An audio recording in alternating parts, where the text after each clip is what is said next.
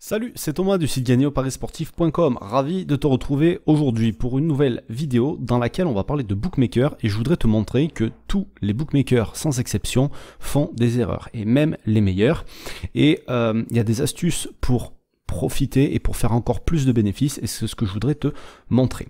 Donc pour ça, je vais te reparler d'une discussion que j'ai eue avec un des tipsters que j'ai mis en test dans mon groupe et c'est ce qui a abouti finalement sur cette vidéo. Je vais te donner 2-3 astuces et encore plus d'informations à la fin de cette vidéo. Juste avant, pense à t'abonner à la chaîne, à activer les notifications, ça te permettra de recevoir tous les prochains conseils qui seront publiés et aussi les prochains pronostics, il y en a un par semaine, quand il n'y a pas de trêve internationale, parce que là on sort de la trêve et on m'a demandé, donc pendant la trêve il n'y a pas de pronostic vu que je parie que sur Ligue 1, Ligue 2 et Première Ligue. Voilà. Alors, il y a quelques temps, je discutais avec un des tipsters que j'ai mis en test dans mon groupe, comme je te le disais, et il faut savoir que ce tipster propose des pronostics uniquement sur Pinacle.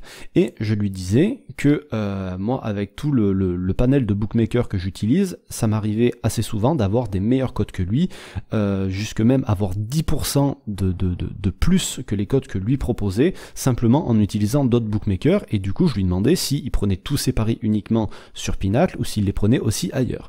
Et il m'a répondu que non, il était 100% Pinacle, il avait accès que à Pinacle finalement, comme bookmaker étranger.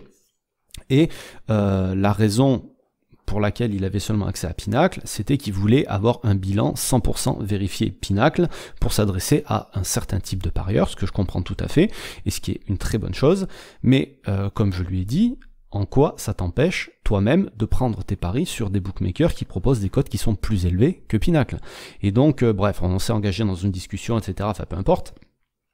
Et en gros, ce que je voulais dire aujourd'hui, c'est que je suis d'accord dans un sens où dire que Pinacle c'est une référence et c'est le meilleur bookmaker du monde, ça c'est validé par tout le monde, il n'y a rien à dire dessus, mais c'est le meilleur pour deux raisons. La première c'est parce que c'est celui qui est le mieux ajusté, d'accord, et c'est celui qui le mieux ajusté au niveau des cotes, celui qui est le plus juste, et c'est celui qui ne limitera jamais les joueurs gagnants. C'est sa politique, c'est comme ça qu'il a fait sa réputation, et comme ça qu'il communique de toute façon, mais au-delà de ça, ça reste un bookmaker qui fait des erreurs parfois, d'accord. Il peut pas tout maîtriser, dans la masse de paris proposés, il y a forcément des erreurs, et donc c'est le boulot des parieurs, c'est de repérer les erreurs qui sont faites par un bookmaker, mais quand une erreur est faite chez Pinacle, il peut y avoir d'autres bookmakers qui font des erreurs encore plus énormes, et c'est ce que je voudrais te montrer dans cette vidéo, d'accord?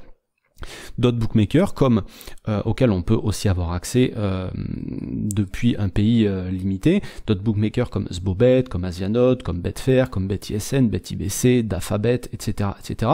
Ces bookmakers-là font aussi des erreurs. Donc si on a, quand je te dis que tous les bookmakers font des erreurs, même Pinacle en fait, donc d'autres bookmakers forcément aussi en font, et si on trouve déjà qu'il y a de la value chez Pinacle, autant aller parier ailleurs. Alors pour te montrer ça, j'ai simplement pris un comparateur de cotes, la chose, le site essentiel à tout parieur, celui sur lequel il devrait faire un passage au moins avant de faire un pari. Pourquoi? Pour aller voir si il peut pas gagner plus en pariant ailleurs. D'accord? Alors là, j'ai fait aucune analyse sur les matchs que je vais te montrer, j'ai simplement pris la Ligue 1, j'ai ouvert les matchs les uns après les autres et j'ai regardé où est-ce qu'il pouvait y avoir des écarts de cotes. Et donc simplement, j'ai pris à chaque fois là où la cote était le plus proche de 2 pour les deux événements. Donc là, c'est sur du over-under, 1,97, 1,97. On s'aperçoit que la moyenne du marché est à 1,93. Ici, average, ça veut dire moyenne en anglais. Et on s'aperçoit que sur Pinacle, on est à 1,93. Et imaginons, on trouve que Pinacle ici a fait une erreur à 1,93. Admettons que ça vaut du 1,85. Ben, on était chaud pour aller faire ce pari-là. Et ben, on s'aperçoit que ici, chez Sbobet, la cote est à 1,97. Et donc, forcément, l'argent qu'on gagne avec une cote plus élevée, si on le prend chez un autre bookmaker, elle va dans notre poche. Ça serait ridicule, sachant qu'on peut avoir un compte chez eux, de ne pas faire le pari ici. D'accord? Donc, pour 100 € de mise, admettons, ça ferait 97 € de bénéfice au lieu des 93, ça ferait un écart de 4,3%. Ok, donc 4,3% qui sont dans ta poche si le pari est gagnant. Donc si le pari est perdant, évidemment, ça change rien, mais tous ces petits bénéfices que tu vas faire sur des paris gagnants, c'est de l'avance que tu vas prendre et qui seront dans ta poche au final, qui te permettront d'avoir un bien meilleur bilan. Ok, donc on est un petit peu dans l'esprit de il faut toujours utiliser un comparateur de cotes avant de faire ses paris, mais certaines fois quand on se dit qu'on a un compte Pinacle et qu'on est chez le meilleur bookmaker du monde, on arrête de regarder ce qui se passe ailleurs, et c'est une erreur, d'accord? Alors Là, je te parle de Pinacle, mais si tu es sur un bookmaker français, que tu commences dans les paris sportifs, c'est la même chose. Il existe des comparateurs de cotes. Ouvre des comptes sur tous les bookmakers, tu t'en fous, ça coûte 0 d'ouvrir des comptes. T'es même pas obligé de laisser de l'argent dessus, tu prends, tu retires, tu redéposes, enfin voilà, tu fais tes micmacs tout seul. Mais dans tous les cas, joue toujours les meilleures cotes. Faut que tu fasses du bénéfice, donc faut jouer la cote la plus élevée. Ensuite, j'ai pris un autre exemple ici. Alors tu vois, là, il y a les cotes qui sont en train de bouger. C'était pas l'écart était plus faible tout à l'heure, enfin peu importe. Ici la moyenne donc à 1,66, on a Pinacle qui a 1,68 et on a Sbobet qui a 1,71. Donc tout à l'heure c'était à 1,66 chez Pinacle avant que j'enregistre la vidéo. Donc mais tu vois quand même que tous là ils sont entre 1,65 et 1,68 et on a un bookmaker qui qu'est-ce qu'il a lui, il est à 1,71, il est en dessus de tout le monde. Alors peut-être que tout va remonter et tout va s'équilibrer à 1,70 à peu près, mais t'as tout intérêt toi à prendre la cote la plus élevée dès le départ, ok. Je continue sur d'autres matchs. Ici tu prends Pinacle pour ce truc là, on est à 2,11 ici, la moyenne de tous les bookmakers est à 2,11 et là on a chez Asianode, on ne sait pas pourquoi, on est à 2,20. Donc là, si en bénéfice, si on faisait une mise de 100 €, ça fait 120 et de l'autre côté ça fait 111.